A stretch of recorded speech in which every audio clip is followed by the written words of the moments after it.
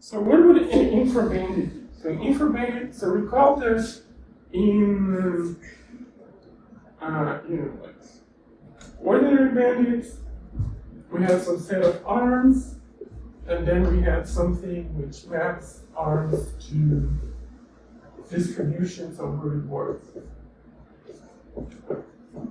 Right? Mm-hmm. So now we could have something that takes arms and maps it to real sets of rewards. Right? This can also very easy to relate to the previous framework, because if you imagine that,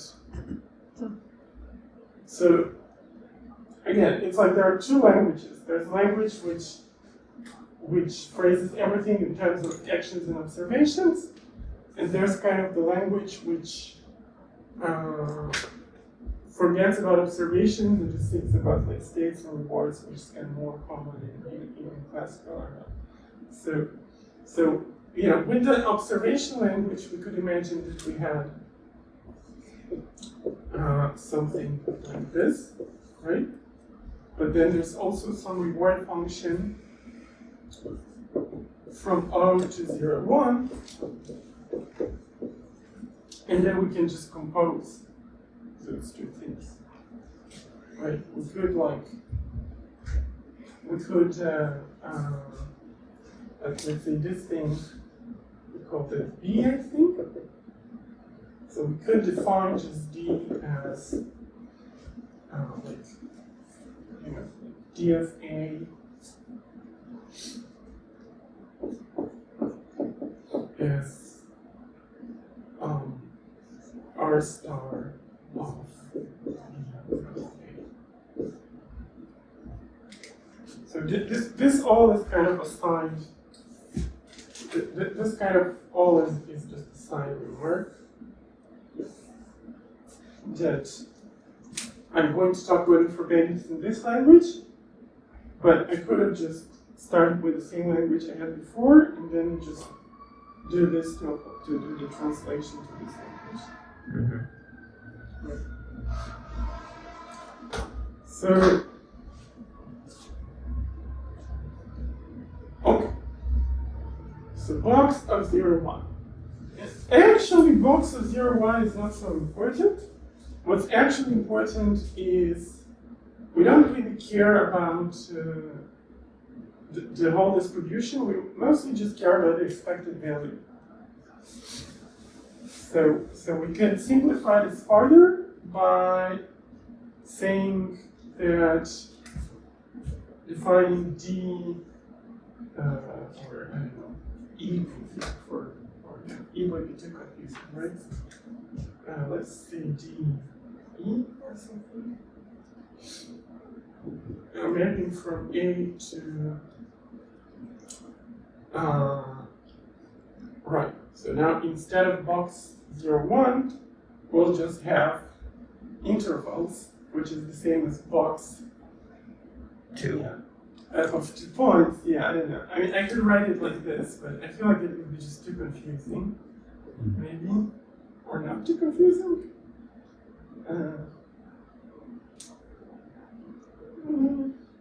So this is just intervals, right?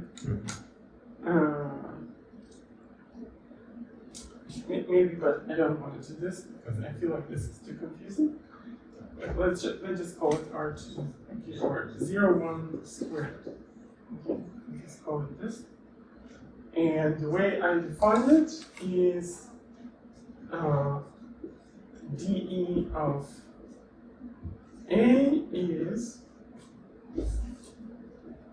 the minimum over theta in dA of the expected value where reward is sampled from theta of reward and maximum over theta.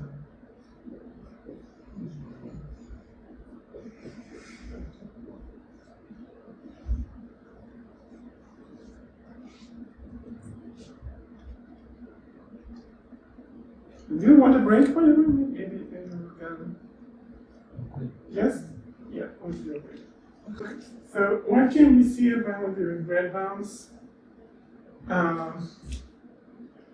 Yeah, for like. So, okay, so a hypothesis class of infra-Bandits would be some kind of a class of functions from A to 0, 1 squared, where those are actually intervals. So what I actually mean here is that the first number needs to be smaller than the first, than the second, right? And what can we say about the regret bounds of such a thing? Well, and here I might be slightly cheating here because these things are not actually written up anywhere. So I'm going to tell you what I'm almost sure is true, but I might be cheating somewhere, just a little bit. So in general, the regret bounds for this kind of thing are always O tilde of square root of A, well, divided by n. Well, that's for a finite horizon, right? In the previous part of the lecture, I did everything with geometric discount. So for geometric discount, you would write it as O tilde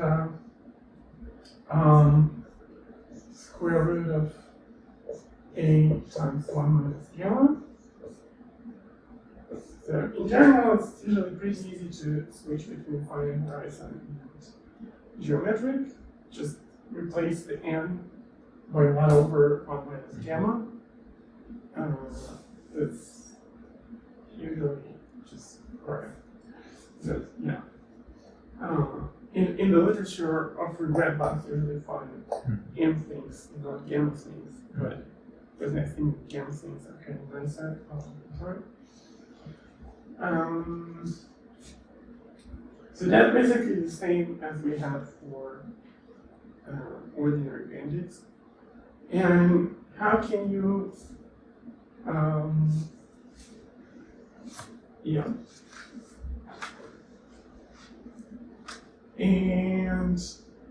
But sometimes you can also get something not very, so recall that for stochastic bandits, there was a distribution dependent regret bound, which was logarithmic. So can we get one in this case? And this bound is scaled with the difference between the best arm and the second best arm, right? Like the coefficient there of logarithmic dependency is dependent on the gap between the best arm and the second best arm. Oh, because it takes a really long time. Because it takes a really long time to figure out which is the best and which is the second best. Yeah. And so the loss goes like mew, and then the asymptotic tail is. Yeah. Yeah. So in general, like in stochastic bandits, you have like the regret is like falling like 1 over square root n, and then like at some point it suddenly switches over to like log n over n. But the point where it happens depends on how close the best arm and the second best arm are. If the closer they are, the later this transition happens. Mm-hmm. So here, things are kind of similar, but when you look at but now we have those intervals instead of just numbers, right? Every arm has like an interval of expected values. Is there also dependence on like the shape of the distributions for? I don't care about the shape. I just collapse everything to expected values. So. But I mean, when there's a gap, it seems like it would also. The rate of learning would also depend on how narrow the distributions are. I mean, it's yeah. I mean, we're talking about the worst case here, right? So we're saying that like, yeah, given a gap, we can always, given a gap between the expected value, we can always get this logarithmic thing. Yeah, I mean, you're right that if they're all, for example, if for example, all the bandits were deterministic, so the variance was 0, then we would just check every arm and that's it. So that would be fast. Yeah, but like. So this is like no worst case in terms of the variance. Yeah. Yeah.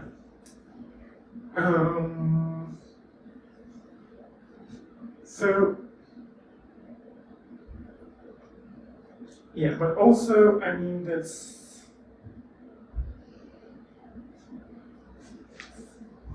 but I mean, also there's a thing where, I mean, the UCB algorithm doesn't know the distributions in advance, right? And it manages to achieve this logarithmic regret bounds, nevertheless, for whatever the actual gap is, without knowing what the gap is. So I don't know where we can do something which achieves a better regret bound for small variance things without knowing that the variance is small. Maybe, but I don't know. Yeah, I mean, just because there's a small gap, even if you knew in advance that there was a small gap, it wouldn't help with actually resolving the gap. Yeah, sure. Mm-hmm. But I mean, Gary is saying that there's another property of the distribution that we could try exploiting. Maybe the distribution has really low variance. And I'm saying, obviously, if we knew that it has low variance, we could exploit it. Can we exploit it even without knowing in advance whether it is or not isn't? I'm not really sure. Mm-hmm. Yeah. So here we have those intervals. So here what happens is if we kind of draw the scale of rewards, and the best arm is here, but the second is this interval, but the second best arm is this interval, then this doesn't help us. But if there is a gap, if the best arm is here and the best arm is here, and the second best arm is here, then we can get logarithmic regret bounds that scales like or inverse proportional to this scale. Mm-hmm. So in the right hand picture, the gap between the bottoms of the intervals, like it seems like if Murphy wanted to fool us, then I guess this kind of thing where Murphy would have to give out like kind of not the bottom of the interval. Yeah, sure. So here, if Murphy wants to fool us, then Murphy can give us like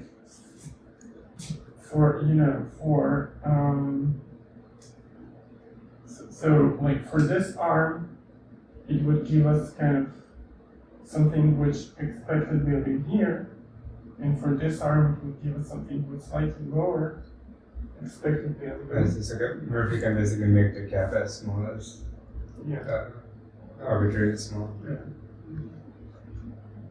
I mean, the best arm, notice here that when the best arm is always defined in terms of its lower bound, right? Because you're doing the maximum, and like the actual value of every arm is kind of the low point of its interval. Right?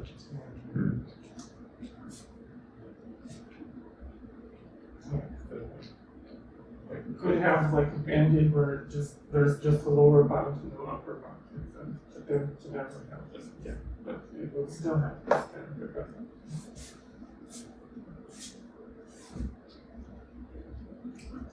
So then there's like linear infra-bandits. So linear infra-bandits turn out to be fairly more complicated than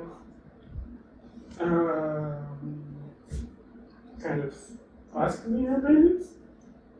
Well, and you could define it a different way, but to get something really interesting. So I won't explain the whole thing here, but just like to give some sense of how can we define linear Infra-Bandits. So, Could you say something about the motivation for linear bandits infra or not? I always thought it was like slightly arbitrary, like it's like something that's yeah, so I mean in the classical kind of bandit theories, like the problem with ordinary bandits is that the regret scales with number of arms, right? Mm. So then the question is,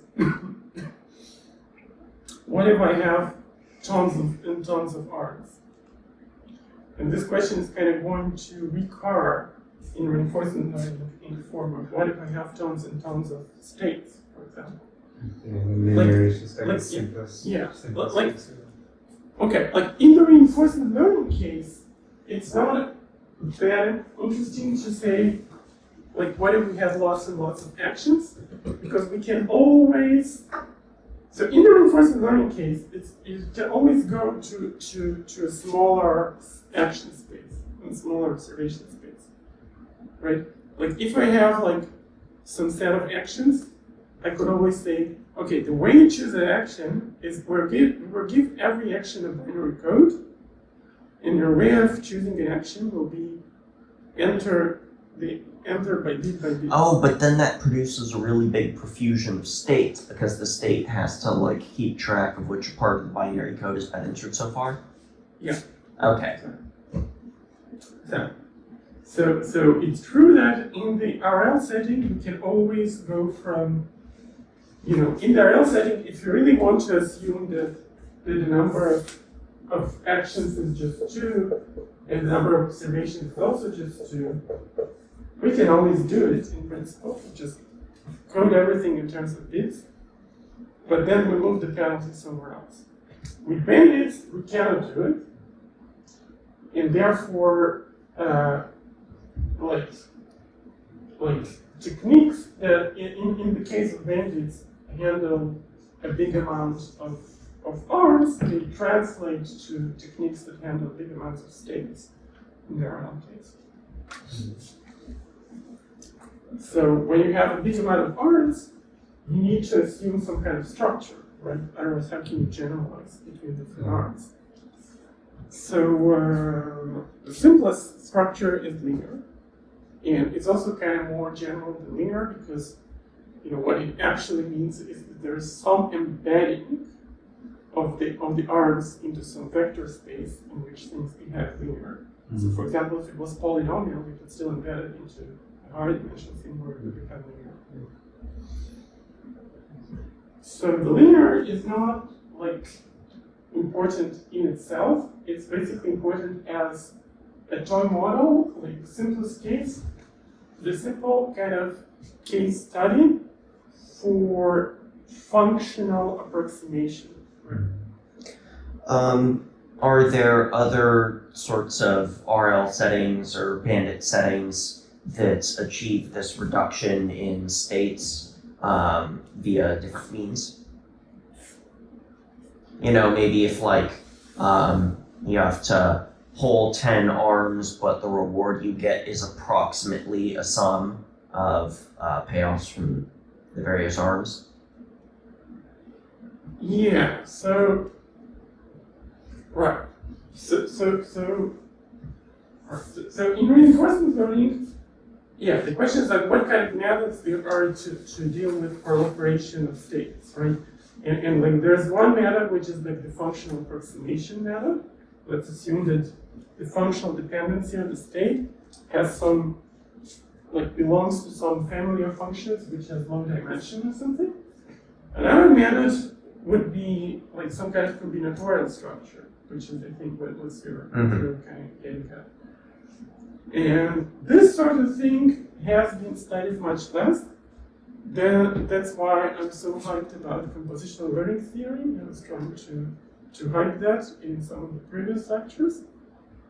And yeah, I think we should do that thing, but people haven't done much of this thing so far.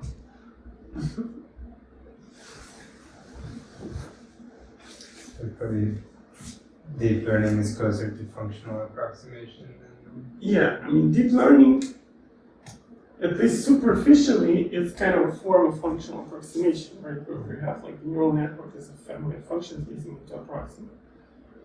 It's not actually, it's kind of, but I mean, this is kind of superficial because we know that, like, it's not really learning the space of all functions that the neural function can represent. It's doing something else.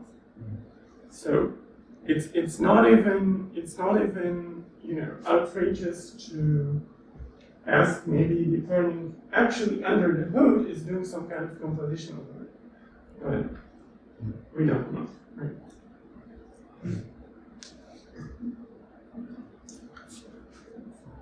Right. So linear infra-bandits. Right. So how do we define linear infra-bandits? Trying to think what's the easiest way to do this thing. So, okay, I'll just do it. So we Maybe need helpful like, to, because I don't think we talked about linear bandits at all, so it would be helpful to. we talked about linear bandits in the talk about reinforcement learning theory with the slides. Right, okay, I wasn't And we had one slide about that. Okay, sure. So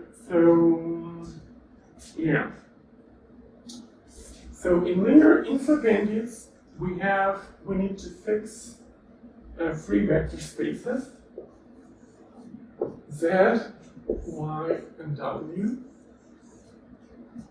Okay, so there's three vector spaces, and also there's going to be some space of R's, could be, again, now it's not even finite. It could be some compact Polish space of R's, whatever.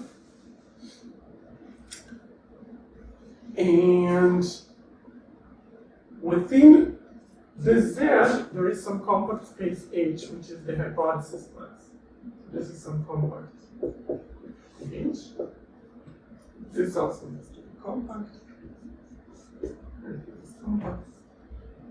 In Y, okay, this is kind of a little bit, would seem technically complicated, but it's not that really. So there is some linear functional on Y, and then there is D, which is some subset of mu inverse 1, which has to be compact. Okay, so basically like a subspace of Y, but offset from the origin and with dimension one lower than the ambient space. Yeah, this is non-zero. So this represents hypothesis. This represents outcomes. Okay, so like if we have the probability simplex that can be viewed as a convex subset of a subspace offset from the origin. Yeah, exactly. Yep. Exactly. This thing is just an auxiliary space which doesn't have a very nice physical meaning. And also, there is F, which is a mapping like this, which is bilinear. Okay?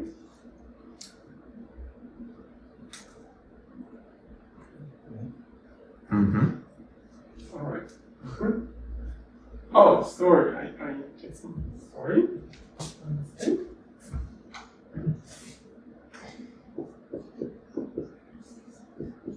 So this is bilinear in Z and Y, but it also depends on the action.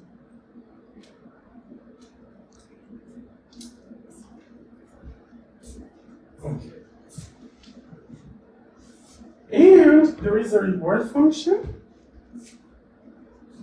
So there is a reward function, which is a function of the action and the outcome. And it's assumed to be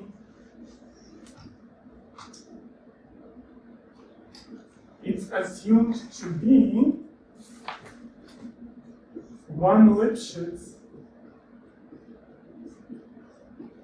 I mean, the one doesn't matter, it's only like, whatever, Lipschitz and convex in the second argument.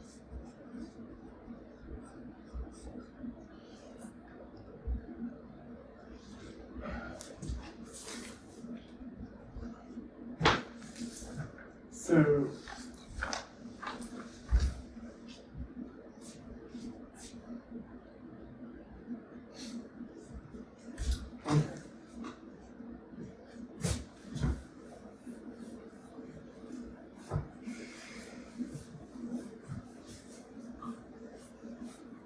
and what is the actual meaning of this stuff? Is the meaning is as follows. So there is some theta star in H, which is the true hypothesis, which we don't know. Right? Unknown true hypothesis. Okay? So this thing defines as some kind of a B, depending on theta, is a thing from actions to box D, right? I told you it's a bandit, so I need to, what does it mean that it's an infra-bandit? It means that for every arm, there's some real set over outcomes. That's what infra-bandit means, right? So what is this in this case? So B theta of some action X is defined to be, okay, so this is the set of all, let's say, psi in delta D, for which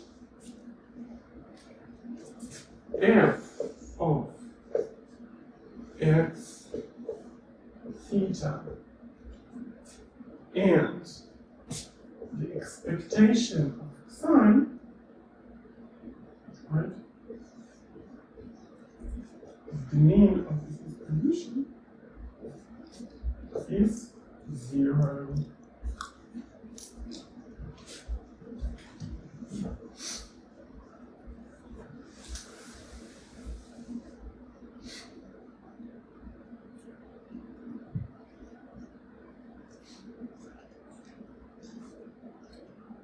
So the distribution over outcomes has to have like the Greidel set has all the distributions whose means, the mean of the distribution, this thing has to satisfy some kind of linear system of linear equations. This thing is really a system of linear equations about this mean that depends on the R, also depends on the true hypothesis, which we don't know, and we're trying to learn. And the upshot is that there is some breadbound which behaves as, again, 1 over square root n, but the coefficients depend on all sorts of parameters of this thing, which I kind of won't go into. It seems like too much of attention. But there are some interesting parameters there that have to do with, well, there are like main 3 parameters that play there. One is the dimension of the space W. The second is some parameter which I called S, or S inverse, S for sign, which is roughly related to, like, okay, this thing is some affine subspace, right, which intersects D. So imagine that D is like a thing like that, or I don't want to use some callbacks for this. Imagine that E is this thing, and the solutions for those equations are some subspace that intersects it like this. Then this parameter has to do with this angle. When those angles get really small, that's bad for your grad line. Okay. And the third parameter, which is called R, I won't explain it all, but Is there some argument that, like in high dimensional spaces, we would expect it to mostly be close to 90 degrees or something? Or Ooh, I don't think I thought of this from this angle, but there might be something. okay. Yeah, this is an interesting thought. Interesting thought. Yeah. And there's some parameter R, which I won't explain at all, but it's something like the condition matrix, the condition number of this thing. So you know, like matrices have condition number, so this is not exactly a matrix, it's some kind of bilinear transformation, something. But you can define some notion of condition number for this. Is D assumed to be convex as well? Or? Yes. Have I not said it? Yeah, I think I understood, but yeah. Yeah, sure. Compact and convex. Absolutely.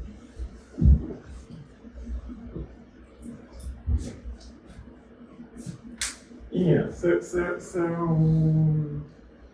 I proved some grad bond which has this form, and I also proved that you cannot get rid of either this parameter or this parameter. It's not possible. Like there might be some completely different parameterization, but you cannot do like parameterization which has strictly just only those two or only those two. That wouldn't work.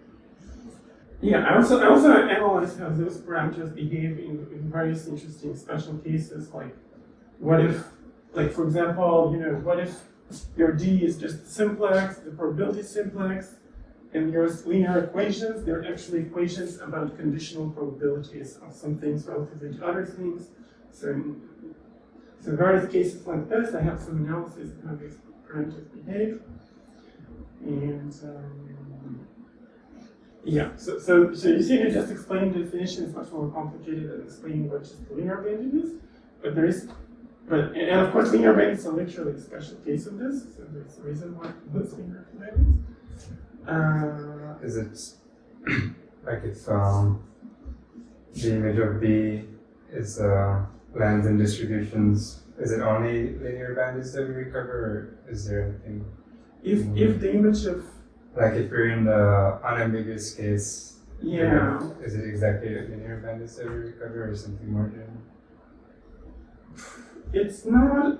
So to recover linear bandits, you need to take like D to be unambiguous and also Y to be two-dimensional, because in linear bandits there's only a reward, like there's no outcome besides the reward. In the general unambiguous case, or this reduces to linear bandits in some sense, I'm genuinely not sure. It might in some sense be more general, but even though it is case. But this is sort of the smallest natural setting to express infra. yeah, it was in some sense the smallest because, okay, this actually is somewhat interesting, so maybe like a short kind of essay. So the setting that kind of more naively you would think maybe corresponds. So okay, so in ordinary bandits, like the simplest setting is like for every R we have some lower bound in the expected value, right? And then everything behaves the same as classical here, right? Now here you could naively try to do the exact same thing, right? You could say, what if our R's were vectors in some vector space, and there was this unknown theta, but instead of the dot product being equal to the expected reward, the dot product is just the lower bound of the expected reward, right? That's the completely kind of, This most straightforward kind of naive generalization of this thing. Turns out that this thing is statistically intractable. And it's statistically intractable for a reason that has everything to do with the appearance of this parameter S there. Like basically, so basically it's kind of has to do with the fact that here it's an equality rather than an inequality. This is like what's doing the work. Because like I have like the counterexample which shows that you need this F parameter. It kind of has G in the shape of a cone. And the subspace is kind of intersecting this cone in a way that it's almost parallel to the base. It's like a plane going like this, a hyperplane going like this. And if you take the limit, where like S goes to 0, then this thing becomes an inequality inside the ball, right? It's kind of what we're left with is like the ball, and in the ball we have this kind of inequality. And this exactly is something which is intractable. Like it's literally intractable because Murphy has a strategy where it can, by giving you high rewards but not too high, it can fool you in a way such that it will take you very long to understand what's happening. It's basically kind of what happens is like you have like a sphere of like your hypothesis space is a ball, like where the scale is pointing, and every experiment you try some arm, you only discover that some small radius around this arm is not the right vector. So you need to cover this whole ball with small balls in order to get to good to get good rewards until you like find the right thing. In this process, it takes time which is exponential in the dimension, because the number of small balls that fit into a large ball grows exponentially with the dimension.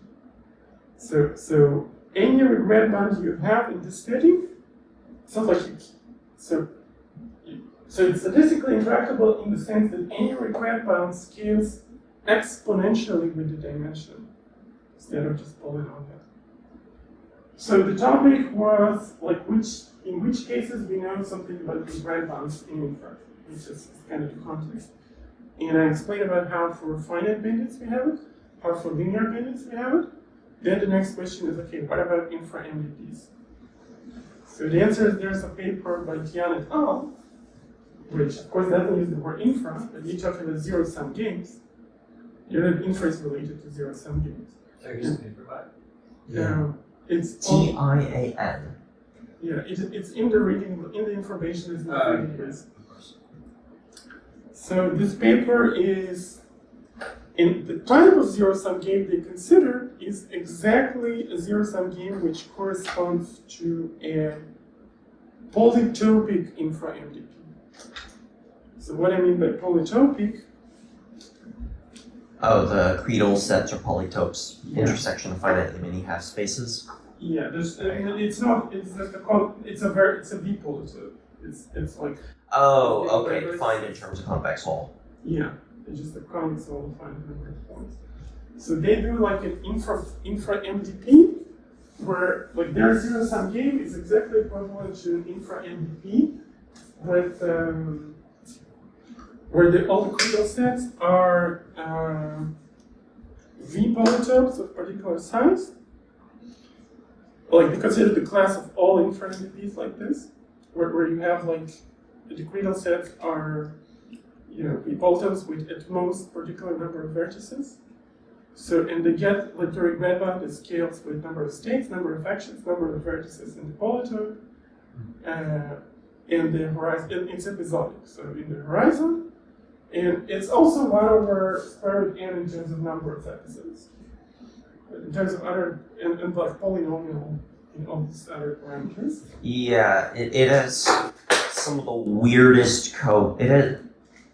Okay, I haven't actually read the paper, but if I'm foggily remembering a past conversation with Vanessa correctly, some of the terms in the exponents are like So something raised to the 13th over 14th power. Oh, no, that's not exactly, that's not what is in the paper. That's what, when I tried to use this paper and go from episodic to lifelong, and using their thing in like, you know, the crudest way possible, I got some regret boundary scale, something like n over, the power of 12 over 13.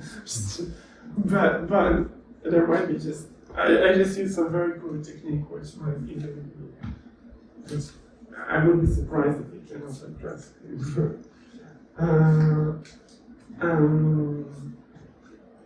Yeah. And that's basically everything we know about infra-Bandits. So the linear infra-Bandits, the simple infra-Bandits, and the Tian and Tau paper. So this is still very much not like, there's a lot to explore in this region. And I think this is a good time for a break.